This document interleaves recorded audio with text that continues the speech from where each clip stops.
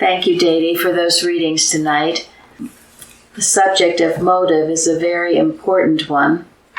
It really concerns everything we do.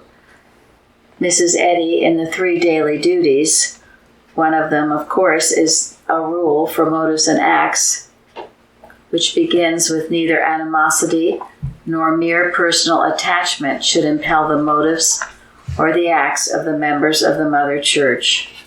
And it goes on, but it is very important whenever we do anything, we check our motives. Does it come from a standpoint of love?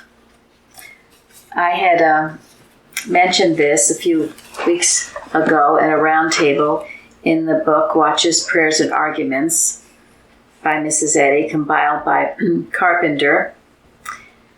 She mentions this idea of motives as well when she says, or when Carpenter says, "Mother explained this scripture, ye ask and receive not, because ye ask amiss, to consume it on your lusts." And then Mrs. Eddy says, "We ask from a selfish motive," and she illustrated it in this way.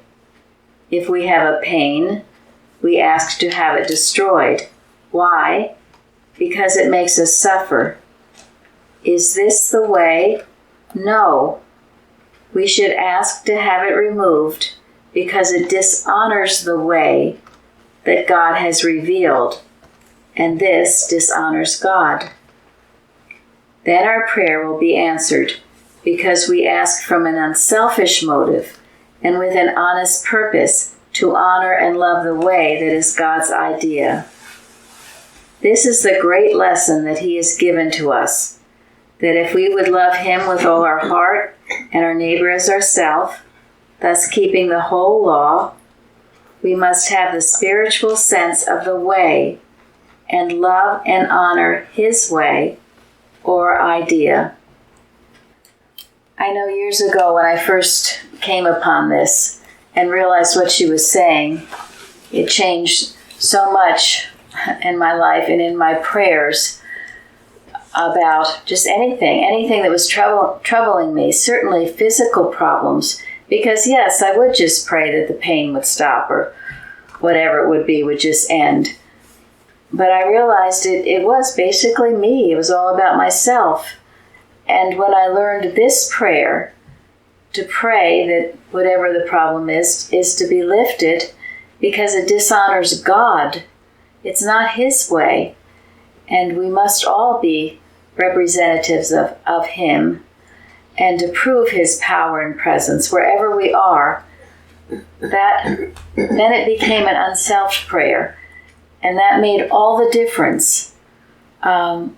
It's always about getting out of ourselves and into God. So I thank you for these beautiful readings tonight to be reminded of this.